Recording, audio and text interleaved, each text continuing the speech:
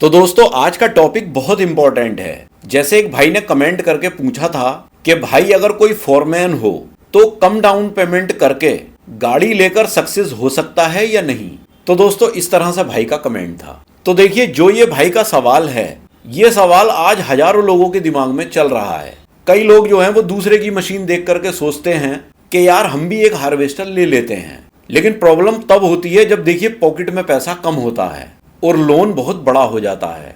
तो आज की इस वीडियो में हम देखिए प्रैक्टिकल बात करेंगे कि कम डाउन पेमेंट में मशीन लेना सही है या नहीं, फोरमैन के लिए कितना रिस्क होता है, कौन सक्सेस होता है और कौन fuel, EMI, diesel, staff, maintenance, इन सब चीजों का असली हिसाब क्या होता है, और अगर कोई नया आदमी इस बिजनेस में एंट्री करना चाहे तो उसको क्या स्ट्रेटेजी रखनी चाहिए।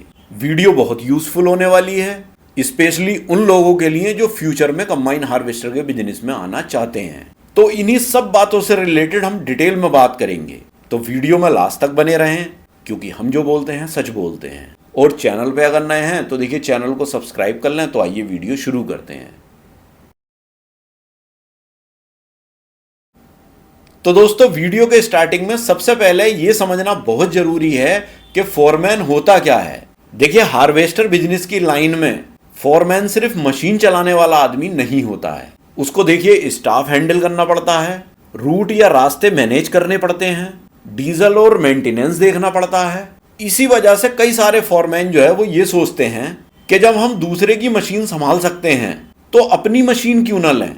तो देखिए ये सोच गलत नहीं है, लेकिन देखिए इसकी ग्राउंड रियलिटी समझना बहुत जरूरी है। अब बात कर लेते हैं देखिए कम डाउन पेमेंट का असली जो मतलब होता है उसकी। अब मान लीजिए किसी मशीन का जो प्राइस है वो 32 लाख रुपए है और कोई बंदा सिर्फ 5-6 लाख रुपए डाउन पेमेंट देकर मशीन उठाना चाहता है। तो ये देखिए सुनने में बहुत ईजी लगता है कि 5-6 लाख रुपए में मशीन आ जाएगी घर, और डीलर भी बहुत आसानी से कह देता है हाँ मशीन ले जाओ आराम से, इतने पैसे में मिल जाएगी आपको। डीलर ये भी बोल देता है ईएमआई निकल जाएगी, आप काम करो आराम से। लेकिन देखिए असली गेम जो होता है वो ईएमआई का ही होता है। कम डाउन पेमेंट का मतलब लोन ज्यादा, इंटरेस्ट ज्यादा और मंथली प्रेशर बहुत ज्यादा। कई लोग क्या करते हैं, सिर्फ मशीन की इंस्टॉलमेंट देखते हैं कि कितने लाख रुपए जाएंगे मशीन के, इतने लाख रुपए जाएंगे। लेकिन देखिए diesel, grease, maintenance, tyres, staff की सैलरी, ब्रेकडाउन, ट्रांसपोर्ट, ये सब मिलाकर खर्चा बहुत बड़ा बन जाता है। खाली ईएमआई ही नहीं होती, ये सब चीजों के लिए भी पैसा चाहिए होता है। अब देखिए दोस्तों सवाल ये आता है कि क्या कम डाउन पेमेंट में सक्सेस पॉसिबल है। तो देखिए मेरा जवाब है हाँ पॉसिबल है, लेकिन हर किसी के लिए नहीं। अगर फोरमैन के पास अच्छा एक्सपीरियंस है, काम को अच्छे से समझता है, कॉन्टैक्ट्स हैं और उसे सीजन का मैनेजमेंट आता है, तो देखिए सक्सेस के चांसेस बढ़ जाते हैं।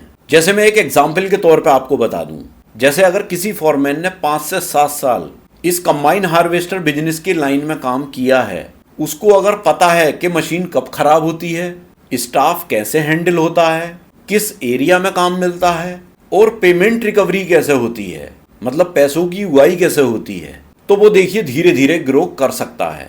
लेकिन जो आदमी सिर्फ दूसरों को देख करके एक्साइटमेंट में कंबाइन हार्वेस्टर ले लेता है, तो उसके फेल होने के चांसेस बहुत ज्यादा होते हैं इस बिजनेस में।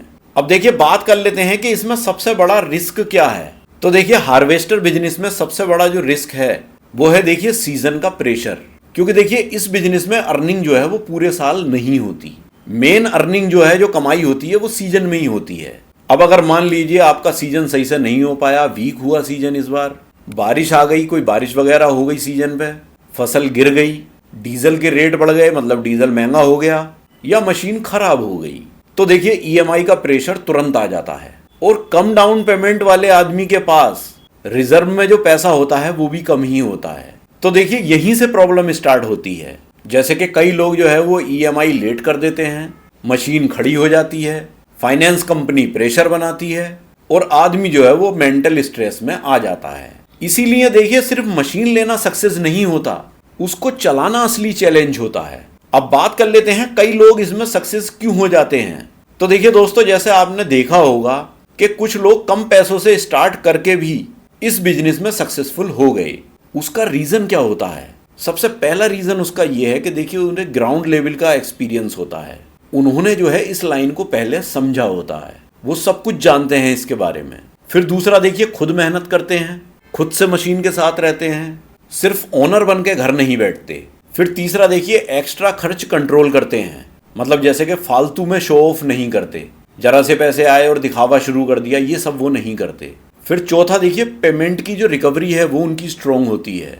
देखिए पेमेंट रिकवरी का जो पॉइंट है ये बहुत स्ट्रांग पॉइंट है। अगर उधारबाजी के पैसे आपको मिल गए तो ये बहुत बड़ी बात है इस बिजनेस में। फिर पांचवा देखिए मशीन का प्रॉपर मेंटेनेंस। तो देखिए ऐसे लोग जो है टाइम पे सर्विस कराते हैं, पूरा मशीन का ध्यान रखते हैं, इसी वजह से ये सक्सेस भी होते हैं। फिर छठा देखिए काम की जो लाइन है वो पहले से इनकी रेडी होती है। तो देखिए दोस्तों जैसा आपने देखा होगा बहुत सारे लोग मशीन तो ले आते हैं लेकिन देखिए काम नहीं ढूंढते, तो ये बहुत रिस्की चीज हो जाती है। भैया मशीन लाके क्या करोगे जब काम ही नहीं मिलेगा आपको, तो काम की जो लाइन है वो बनानी पड़ती है। मशीन मतलब बीच में खाली नहीं रहनी चाहिए, रेगुलर उसे काम मिलता रहे, तो आपको काम की ऐसी सेटिंग करनी पड़ती है। तो दोस्तों ये तो बात हुई देखिए उन पॉइंट्स की जिन पॉइंट्स पे अमल करके लोग जो है वो इस बिजनेस में सक्सेस हो गए, मतलब बहुत कम पैसे लगा करके भी वो सक्सेस हो गए। अब बात कर लेते हैं देखिए अगर कोई नया फोरमैन या कोई नया बंदा हार्वेस्टर बिजनेस में आना चाहता है तो मेरी कुछ देखिए प्रैक्टिकल एडवाइस हैं। तो देखिए सबसे पहली एडवाइस तो मेरी यही है कि देखिए सिर्फ एक्साइटमेंट में मशीन मत लो, दूसरों की इनकम देख करके डिसीजन ये मत लो। फिर देखिए दूसरी जो मेरी एडवाइस है वो ये है कि कम से कम 1-2 सीजन प्रॉपरली इस लाइन को समझो, हर चीज प्रैक्टिकल में देखो, जैसे डीजल का एवरेज, स्टाफ की प्रॉब्लम, मेंटेनेंस और फाइनेंस का प्रेशर। फिर देखिए तीसरी जो मेरी एडवाइस है वो है देखिए बैकअप पैसा जरूर रखो। अगर आपके पास सिर्फ डाउन पेमेंट करने के लायक ही पैसा है, मतलब उतना ही पैसा है जितने का डाउन पेमेंट जाएगा, तो देखिए रिस्क बहुत ज़्यादा है। देखिए इमरजेंसी के लिए फंड होना बहुत ज़रूरी है इस बिजनेस में, क्योंकि देखिए बहुत सारे खर्चे होते हैं इसमें अलग से भी। फिर देखिए चौथी जो मेरी एडवाइस है वो है कि देखिए यूज्ड मशीन भी एक ऑप्शन आपके लिए हो सकती है। देखिए हर बार नई मशीन लेना ही स्मार्ट डिसीजन नहीं होता, कभी कभी अच्छी कंडीशन की यूज्ड मशीन कम रिस्क देती हैं। मतलब आप यूज्ड मशीन लेकर के भी अच्छी कंडीशन की भी इस बिजनेस को कर सकते हो अगर आपके पास पैसा कम है। अब देखिए पांचवी जो मेरी एडवाइस है वो ये है कि देखिए ईएमआई का रियलिस्टिक कैलकुलेशन करो, सिर्फ डीलर की बात पर मत चलो, अपना प्रैक्टिकल हिसाब बनाओ। मतलब ईएमआई की कैलकुलेशन खुद से कर करके देखो कि हम कितना बचा लेंगे कितना कमा लेंगे, वो पूरा हिसाब लगाओ पहले। तो दोस्तों ये तो बात हुई देखिए मेरी एडवाइस की।